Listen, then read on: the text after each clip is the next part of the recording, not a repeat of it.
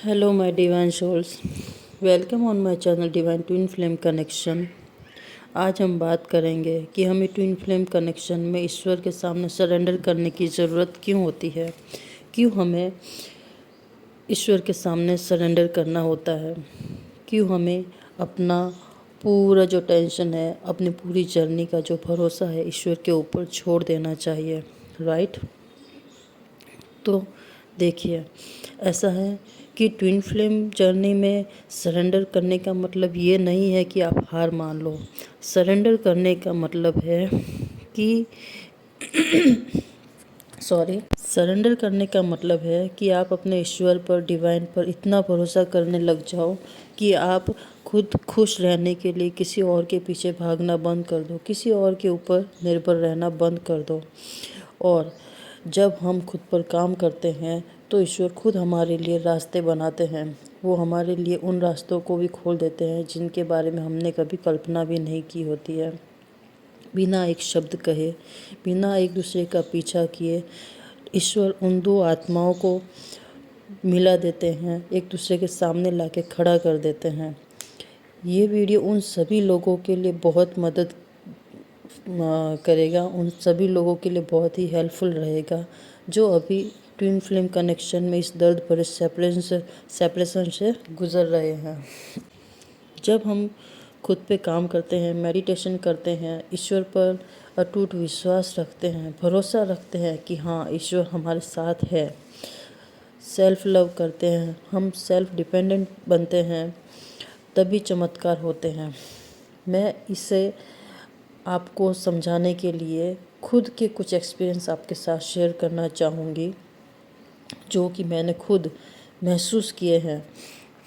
वो एक्सपीरियंस जो आपको ये समझने के लिए प्रेरित करेंगे कि हमें ईश्वर के सामने सरेंडर क्यों करना चाहिए। इस जर्नी में डीएफ का सरेंडर करना क्यों ज़रूरी है, क्योंकि डीएफ के सरेंडर से ही शुरू होती है डीएम की अवेकनिंग।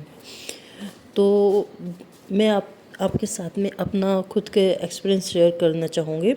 तो जिसमें से देखो, सबसे पहला है कि आज से कुछ ही महीनों पहले मैं काफ़ी सोचती थी कि मेरे डीएम का डेट ऑफ बर्थ कब है। मुझे नहीं पता था कि उनका डेट ऑफ बर्थ कब है, लेकिन मैं काफ़ी महीनों तक सोचती रही कब होगा उनका डेट ऑफ बर्थ। मुझे पता नहीं है, अगर निकल गया तो मैं उन्हें विश भी नहीं कर पाऊँगी क्योंकि उस वक्त मैं खुद चेजिंग एनर्जी में थी। राइट।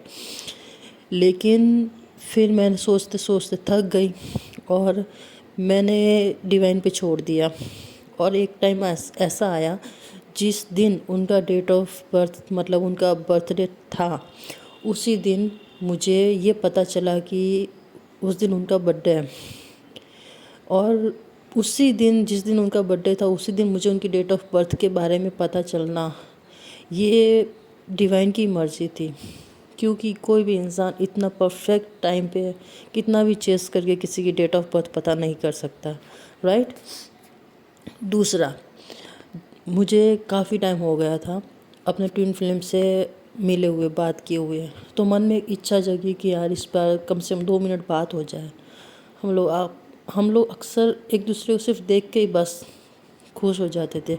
मुझे तो बस वो देखते थे, ना तो कुछ बोलना, ना कुछ स्माइल, बस देखना और फिर नज़र हटा लेना। लेकिन मेरे मन में था कि इस बार 2 मिनट के लिए सही बात हो जाए। लेकिन जब मिलने का टाइम आया, जहाँ पे हमारे अक्सर मिलने के चांस रहते थे, वो एक स्कूल था। तो जैसा कि हमारे ज़्यादातर स्कूल में मिलने का चांस रहता था, तो वहाँ पे ऐसा कुछ हुआ ना कि अचानक से मेरे बेटे की तबीयत ख़राब हो गई। कुछ फंक्शन में, एक फंक्शन था उस वक्त, तो बेटे की तबीयत ख़राब हो गई और मुझे मजबूरी में मेरे ट्विन फ्लेम के क्लास में ले जाके मेरे बेटे को बिठाना पड़ा। और उसी बिठाने के वजह से, उस वक्त क्लास में बिठाने की वजह से ही मैंने अपने ट्विन फ्लेम से कहा कि इसकी थोड़ी तबीयत ख़राब है, क्या मैं इसे क्लास में बिठा दूँ, बस।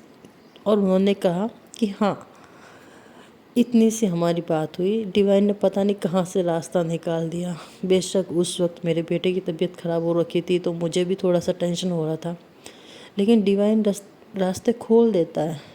आप जिस चीज़ के लिए डिवाइन से प्रेयर करते हो ना इस जर्नी में, डिवाइन उस चीज़ के लिए रास्ते खोल देता है। और हमारी जो भी डिज़ायर होते हैं ना, वो पूरी करने में डिवाइन हमारी पूरी मदद करते हैं। ईश्वर हमें पूरा सपोर्ट करते हैं। तीसरा सबसे बड़ा कि उसके बाद मैंने सरेंडर कर दिया ईश्वर के सामने। मैंने सरेंडर कर दिया। काफ़ी लंबे टाइम तक चेजिंग करने के बाद, कई महीनों बाद मैंने सरेंडर कर दिया। थक गई मैं। लेकिन उसके भी कुछ महीनों बाद में मैंने ऐसा सोचा कि यार काफ़ी टाइम हो गया, कभी देखना हो जाए, क्या पता ईश्वर की मर्ज़ी से कहीं पे किसी रास्ते पे टकरा जाए।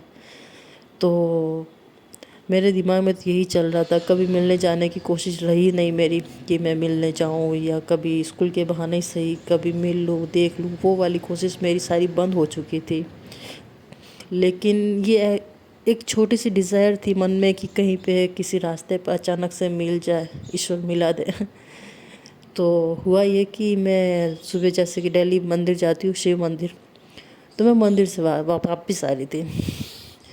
तो मैं मंदिर से वापस आ रही थी और मंदिर की सीढ़ियों से उतरी और कुछ ही देर चल के फिर मैं रोड क्रॉस करने लगी।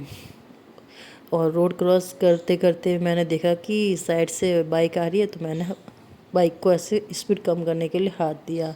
और जो बाइक आगे आ रही थी उसके जस्ट पीछे वाली बाइक जो है वो कौन चला रहे थे? मेरे ट्विन फ्लेम। तो मैं एकदम देख के शॉक्ड हो गई कि यार ये कैसे हो सकता है, जबकि उन्होंने काला चश्मा पहन रखा था, अपने मुंह पर कपड़े से बांध रखा था, मास्क वगैरह लगा रखा था। लेकिन बस मैं पहचान गई कि यही है ट्विन फ्लेम मेरी, क्योंकि उसके एक दिन पहले ही मुझे पता चला था कि मेरे ट्विन फ्लेम स्कूटी के अलावा बाइक भी चलाते हैं। वो अक्सर बाइक चलाते टाइम ब्लैक चश्मा लगाते हैं, मुंह को पूरा फेस को ढक के रखते हैं। और उसी वक्त मुझे समझ में आ गया था कि ये मेरा ट्विन फ्लेम ही है, क्योंकि बाइक के पीछे जस्ट बैक साइड की सीट पे प्रिंसिपल मैम भी बैठे थे। और वहीं पे हो गई मेरे दिल की धड़कन तेज़। इतना तेज़ हो गई कि बस घर पे आते आते खुशी के मारे मतलब सांस नहीं फूल रही थी। मतलब सांस फूल फूल के अंदर एडजस्ट नहीं कर पा रही थी खुशी के मारे। और खुशी के मारे फिर घर पे आते ही मैंने हमारे घर पे जो मेहमान बन के आए हुए थे 2 दिन के लिए, लड्डू गोपाल, उनके सामने मैंने अपनी पूरी खुशी जाहिर की। और खुशी के मारे ही आंखों से आंसू निकलने लग गए। ऐसा लगा कि पता नहीं भगवान ने इतनी बड़ी खुशी दे दी है ना।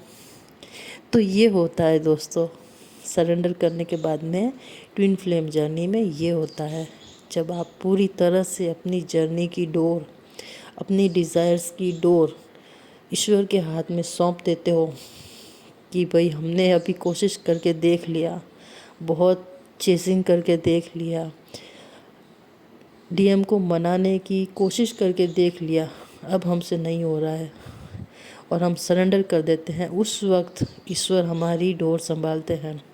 ईश्वर हमें वो सब कुछ देते हैं जो हम अपनी जर्नी में पाना चाहते हैं। बस हमें ज़रूरत होती है ईश्वर के ऊपर विश्वास रखने की। तो मैं आपसे यही कहना चाहूँगी कि आप अपनी जर्नी में सरेंडर कीजिए डीएफ्स, ईश्वर पर पूरा भरोसा रखिए, अपना इनर वर्क कीजिए, मेडिटेशन कीजिए, अपने कर्मा हीलिंग कीजिए।